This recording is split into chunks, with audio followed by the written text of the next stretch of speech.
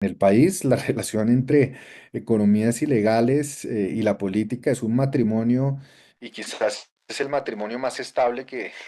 podamos ver. Es una realidad que lleva años y donde cada gobierno ha pasado de agache por insinuando que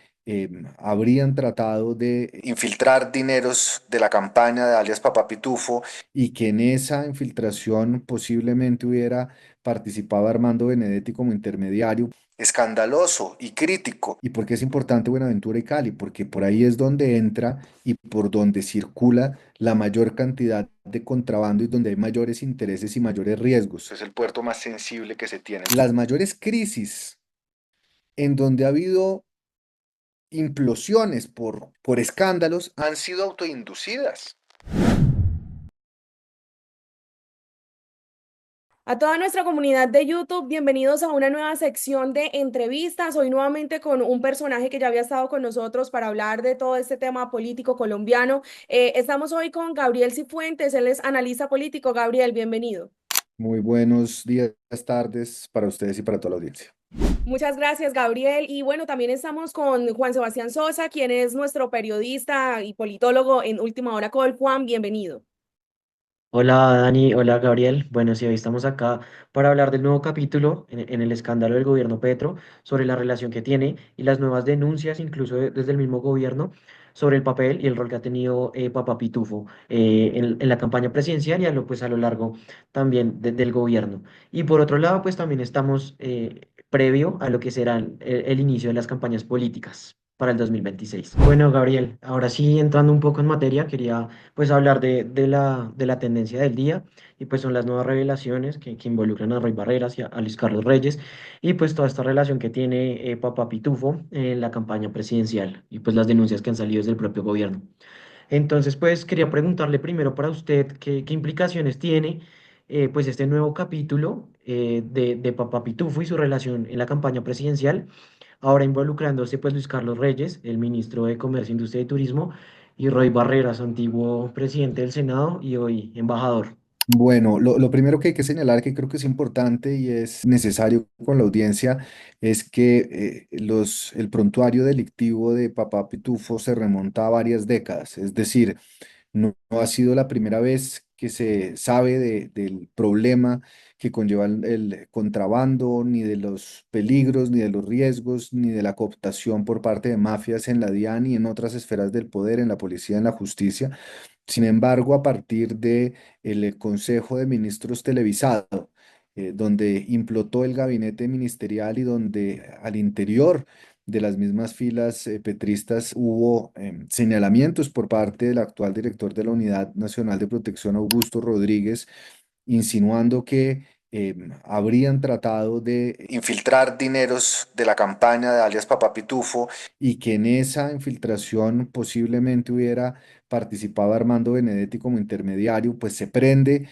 todas las alertas y se abre un nuevo capítulo escandaloso y crítico, que muchos nos preguntamos por qué no fue denunciado en su momento, por qué no se supo del ingreso y después de la devolución de los 500 millones de pesos que advirtió el presidente Gustavo Petro, de la participación de los catalanes, en los posibles vínculos de Armando Benedetti. Entonces, ese es el contexto en el cual surge o se desarrolla la presente crisis, pero hay que decirlo, por lealtad con la información también, que Papá Pitufo no es alguien nuevo en la escena y que los problemas de corrupción que han permeado diferentes entidades vienen desde hace tiempo. Ahora, frente a su pregunta en concreto, es lamentable que ya a lo que era crítico después del Consejo de Ministros se viniera a saber en un ejercicio además de fuego amigo que sigue demostrando las fracturas, las quiebras dentro del gabinete, dentro del círculo cercano del presidente, que el ministro de Comercio hoy haya señalado, entre muchas otras cosas, que el entonces presidente del Senado y hoy embajador Roy Barreras le habría pedido un cargo que es el director de aduanas en Buenaventura y en Cali.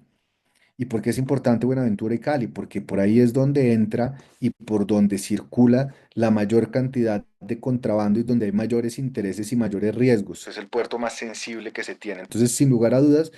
esperando más que esta fiscalía se mueva, no a los ritmos, sino ritmos acelerados que verdaderamente den respuestas, y que eliminen cualquier sombra de duda, de cualquier ocultamiento, porque este proceso de Papá Pitufo también ha tenido escándalos en la fiscalía, de un fiscal que había pedido la captura, otra fiscal que revirtió la orden, la fiscal general que removió al fiscal que estaba investigando el caso. Este enredo tiene muchos tentáculos y la justicia en esto no puede dar, como se dice coloquialmente, papaya, tiene que llegar al fondo de las investigaciones y si están involucrados altos funcionarios del gobierno, tienen que entrar a responder. Gabriel, me parece importante preguntarle en este momento que Juan Fernando Petro y César Augusto Valencia, pues cercanos a alias Papá Pitufo, querían ubicar a John Freddy Restrepo Toro en la DIAN de Buenaventura. Digamos que qué tan profundo es este vínculo entre la política y las economías ilegales en la región y digamos, cómo ha operado históricamente esta relación en el Estado.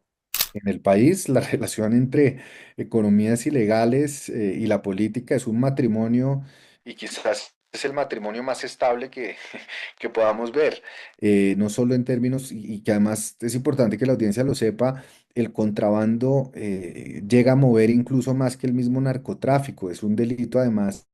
que sirve para lavar dinero, donde hay una multiplicidad de economías ilegales que se desarrollan alrededor de este delito y digamos que ha sido muy difícil de frenar. El puerto de Buenaventura particularmente se ha visto afectado históricamente, lo que llaman la contaminación de los contenedores, el contrabando técnico, hay muchas formas. Y muchas modalidades criminales que se desarrollan y que por supuesto, Angélica, dependen de la connivencia de las autoridades. Es decir, este caudal de contrabando, el ingreso y la salida de pasta, de hoja de pasta de coca, incluso de oro, de toda la cantidad de economías ilegales que nos podamos imaginar que pasan por el puerto de Buenaventura, necesariamente dan cuenta no solo del fracaso del Estado de combatir estas mafias, sino también del nivel tan brutal de cómo han permeado la DIAN, la policía, la justicia, las autoridades locales, no solo en lo político, sino también en todas las esferas del Estado. Y eso hoy, que nos escandaliza porque es verdaderamente crítico y muy delicado lo que se ha conocido, es una realidad que lleva años y donde cada gobierno ha pasado de agache porque no se ha sido capaz de controlar este fenómeno. Y si hay figuras como la de Papá Pitufo, alias Papá Pitufo, que ha permeado las más altas esferas del poder, quiere decir que tiene una capacidad de corrupción en todos los niveles. Y eso es lo más preocupante, que nosotros ahorita estamos viendo la cabeza del monstruo, pero no vemos lo que está detrás y es qué tan corroído está el sistema, qué tan corroídas están las instituciones que han permitido que un tipo de estos lleve 38 años contrabandeando lo que se estima en casi 4.000 millones de dólares al año. Eso es absurdo. Sí, Gabriel, como usted lo menciona, pues Papá Pitufo es un personaje que viene de hace años, incluso en las revelaciones que se han sabido sobre el caso en la fiscalía también hay fichas de gobiernos como el de Iván Duque, que también han salido a relucir en las acusaciones. Pero quisiera preguntarle específicamente por el gobierno Petro y pues precisamente por sus banderas anticorrupción, pues ha llamado la atención específicamente por el tipo de figuras que han salido a denunciar estos hechos. Por un lado, pues está Armando Benedetti, que es una persona pues un poco con rechazo incluso dentro del mismo gabinete, Roy Barreras, que también son personajes políticos de larga data y que vienen desde otras orillas políticas, pero también hay funcionarios como Luis Carlos Reyes, que son más hacia el lado de funcionarios y técnicos más que todo. Entonces, preguntarle por esa variedad que han salido y se han visto inmiscuidos en medio pues de este nuevo problema que se le viene al gobierno.